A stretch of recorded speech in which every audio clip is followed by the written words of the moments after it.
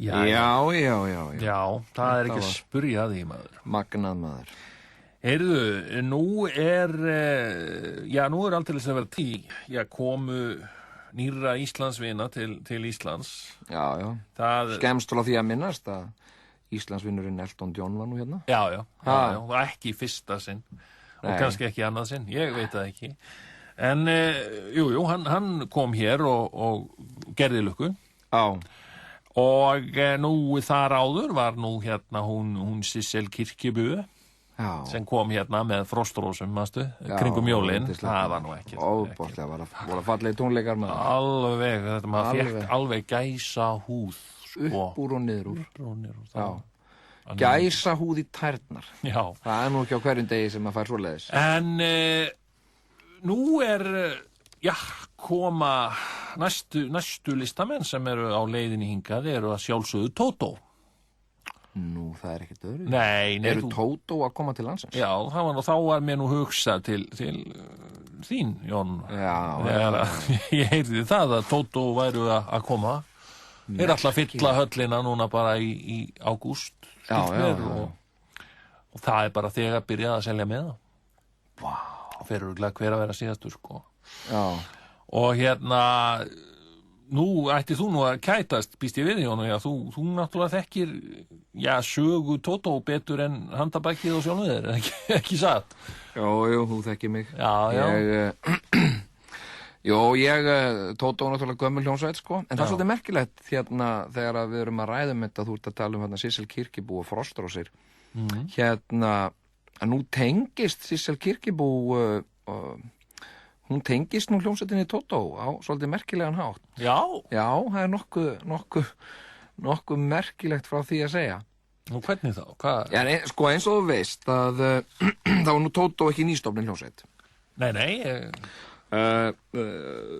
Hljómsveitin Tótó var stofnuð í marsmánuði 1973 og þá voru þeir félagarnir, við skulum nú bara byrja hérna við skulum byrja 3 mánuðum áður. Já. Við erum janúar þá eða? Já, við erum stattir í ársbyrjun 1973. Já. Og það var ungur háskólastúdent í Illinois, Roger Hutchins að nafni, sem hafði nýlokið prófum. Ok. Og það er þá jólaprófin, væntanlega? Lokapróf. Já, lokapróf, já. Ok. Hann hafði lokaprófum þetta.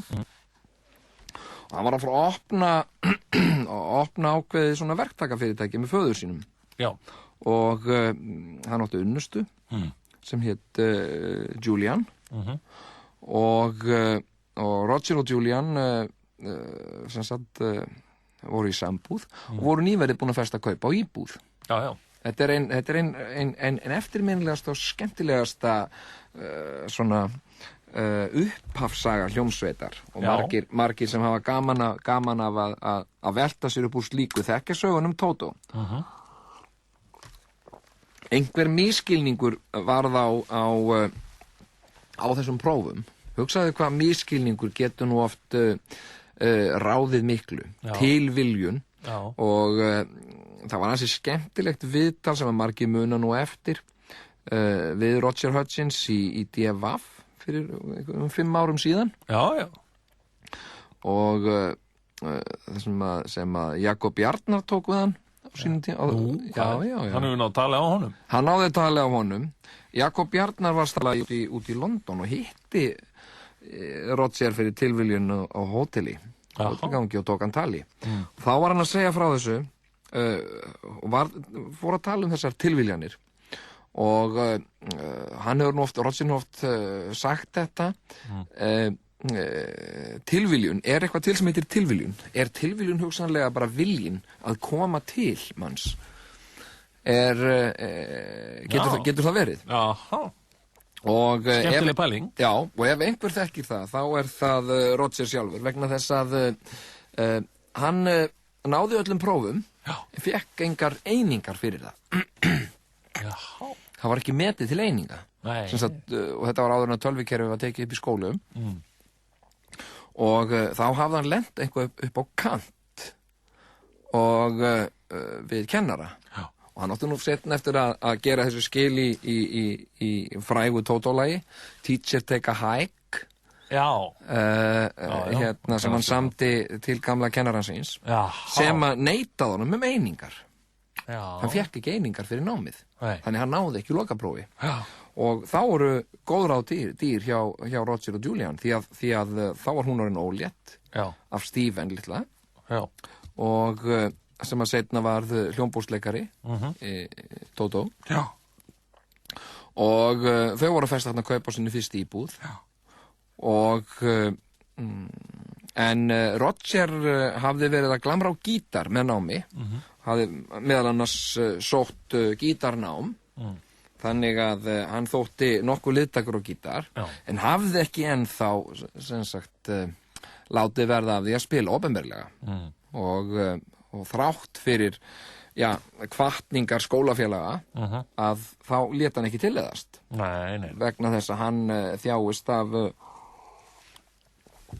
þjáist af því sem að hrjáir margan góðan sviðslistamannin sviðskrekkurinn og en Julian hún lagði mjög hart að hann á þessum tíma að reyna að spila koma fram opinberlega og hann neitaði því staðfastlega og það var í mjög skemmtilegu viðtali sem ég las við þau hjón í American Home í marshefti American Home 1990 að þá voru þau að fara yfir þessi mál og rifja upp þessa gömlu sögu sem sagt hvað var til þess að Tótó var stofnuð og það var einfaldlega það að Julian með Steven litla í maganum hún sagði við hann, hún bara lagði spilin á borðið við hann og sagði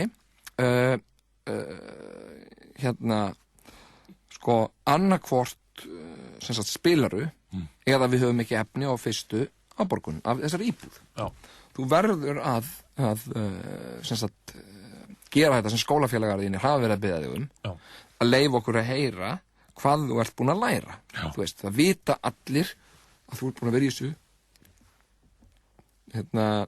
það vita allir að þú ert búin að vera í þessu gítarnámi og það er allir mjög spenntir að heyra eitthvað og þegar honum eru settir þessir úrslitakostir í annarkvort það bara tónleikar eða hjónabandið fer